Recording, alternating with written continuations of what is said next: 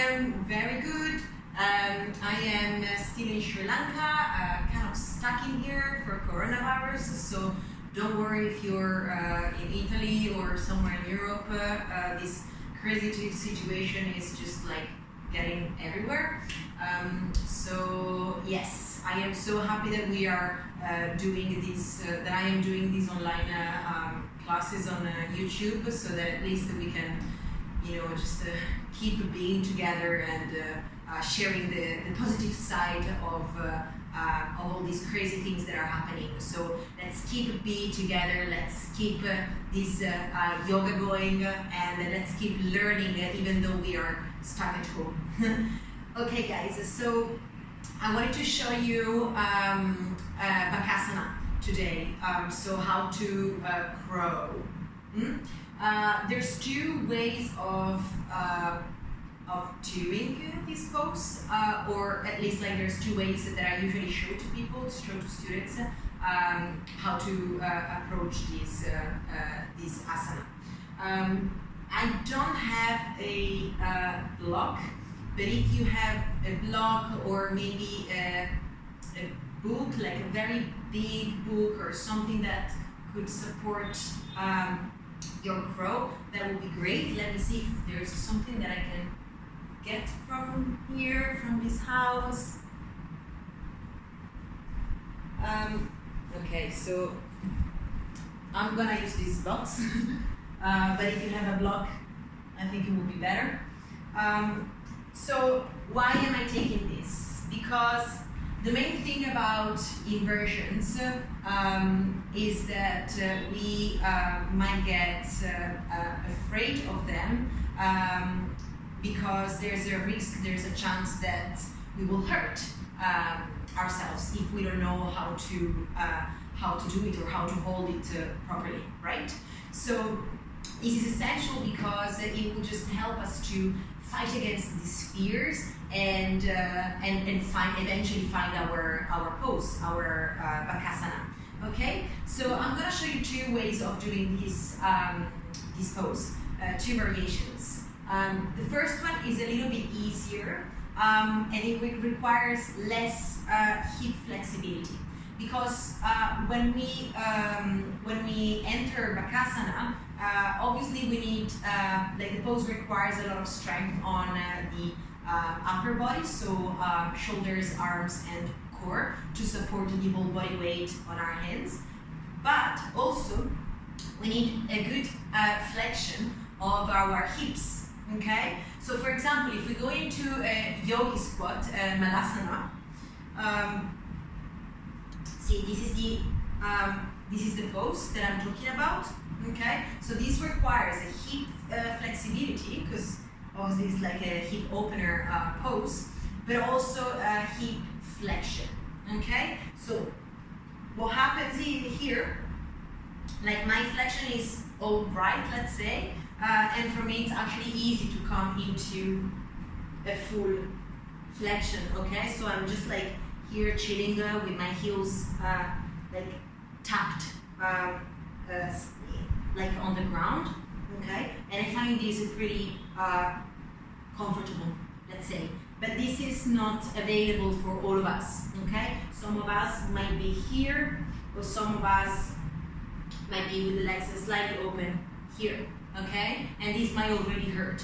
So that's why there's two variations I want to show you. The first one is more for, let's say, beginners, or for people that are like completely new to this pose. I would say start by focusing on this first variation that I give you, and eventually when you master this one, pass on to the full Bakasana pose and see how you get on with it. Okay, so the first variation, we're gonna place our hands on, I'm gonna show you first how to do it, okay? I'll show you from both sides. So we are here.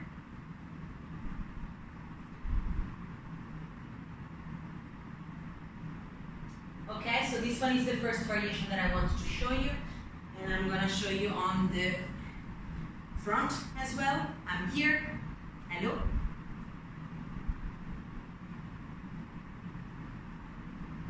Okay, here. So how to do this pose?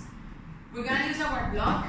It can be placed like that or like that, depending on how much like space there is between your head and the floor. Let's say we want it like this. Okay, so we're gonna bend our knees and come into our Bakasana, if it's available for us. We're gonna place our hands down on the floor in line with our shoulders, or at least like as much in line as we can have them, okay? Try and spread your fingers wide, because your fingers will help you to find the grip and find the balance that you want to support yourself on this inversion, okay? We want to like shift our body forward here, okay? And by shifting the body forward, we need to bend the elbows so that our inner thighs can rest on the upper arms. And eventually, by doing that, we will be able to lift our feet up in the air, okay? The block, we will use it to place the forehead, our forehead down here, okay? Then you're gonna get rid of it, but it's just because we don't want to just, if we didn't have it, we might also fall and just smash our face against the wall and hurt each other and hurt ourselves. And obviously we don't want that, okay? We don't want to smash our pretty little face. So hands down, palms, fingers, everything nice and spreaded. Lifting up the heels and starting to lean forward. I'm gonna come a little bit more backward. Okay, we are here, leaning forward. Keep your elbows nice and bent. The inner thighs, this part will rest here, upper arm. So leaning forward, my forehead will go down on the block, and then I'm gonna try and lift one leg at a time. If this is not available, we can do it, see, one up and down, the other one up and the other one down. Maybe we manage to do both. Maybe we manage to lift up our head and look forward, okay? Maybe we need to bend the elbows a tiny little bit more. Once we are here, try and squeeze, really like bringing the heels up towards your glutes as much as you can, okay? And then slowly release and come down. So this is the first variation. Maybe you don't need this, and you can just do it by yourself, but you really want to play around this pose before to make sure to find the right balance, okay? If you feel already that you can do this already like easy, the second variation I wanted to show you, as I said, requires more like a hip flexion, okay? Because we will try and bring our knees as close as we can to our armpits. Okay, so our legs are not like out like this and resting on the upper arm anymore, but we are literally here. Okay, so variation number one is like that, and variation number two is like that. Okay, I'm gonna show you the second variation. Basically, our hands will be on the same way as they were for the first variation. So exactly under our shoulders. Okay. Bending again into our Bakasana. Try and really like stick your knees into the armpits. My armpits are really sweaty at the moment, so I'm worried I'm gonna sleep. And yeah, that's another thing. Try and not to be like super sweaty, because it's not gonna be nice and you're not gonna be able to hold this growth for a long time. Okay, so same thing, looking forward. Oh yeah, I forgot to mention, once you get rid of the block, try and extend and look forward, because if you look down, your body will eventually fall, okay? So if you look forward, you will try and like really master and find this balance. So second, armpits, sweaty armpits, and our knees tucked there, lifting up on the knee, on the heels, staying on the tippy toes, hands down in line with the shoulders, leaning forward, trying to look forward, and see like what I do, I'm lifting again 1 foot at a time. Inhale, and exhale down. Maybe we can come back down, and then we do the same on the other side. Inhale, and exhale down. Eventually we will find it. So from here, tucking in, looking slightly forward if you can, lifting, and same thing, try and squeeze your heels as much as you can towards the glutes. Looking forward, holding this crow. And then slowly coming back down into our Bakasana.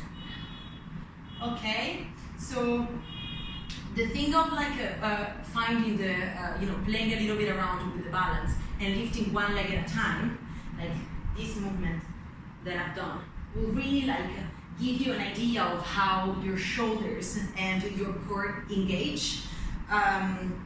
Because as I said, like, I mean, you're holding the whole body weight on your arms, which is quite a lot, right?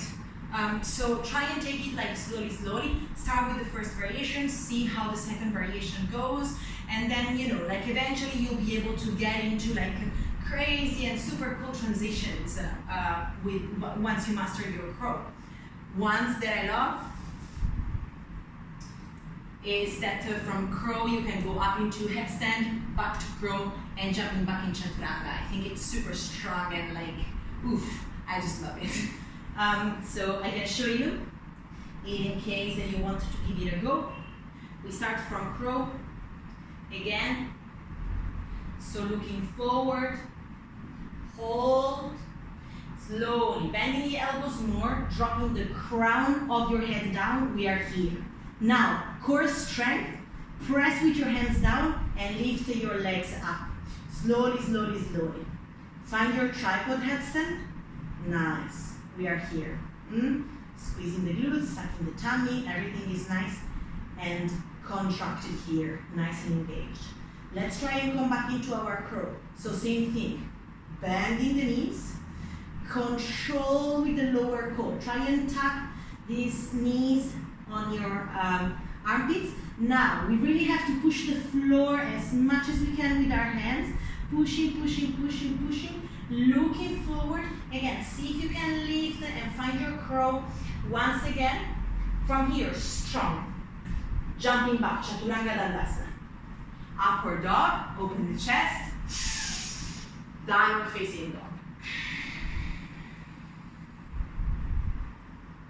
Oh, I love it.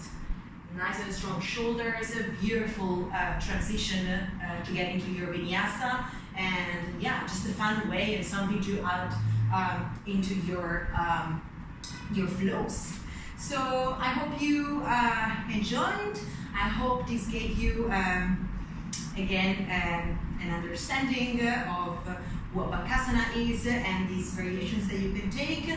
Remember that there's no any rush to master a pose. It might take maybe a few hours, it might take days, it might take months, doesn't matter. The important thing is patience and consistency and beliefs and trust in yourself. Once you have these elements, guys, you will get wherever you want. Always believe in yourself, believe in your potential, because there's a lot within you that you can connect with and learn. So yes, that's it. I hope you liked it. Leave some comments below if you need further, if you have any thoughts, or if you just want to connect with me. I'll be more than happy to have a chat with you. And have a beautiful day wherever in the world you are. And I'll see you next time. Thank you, guys.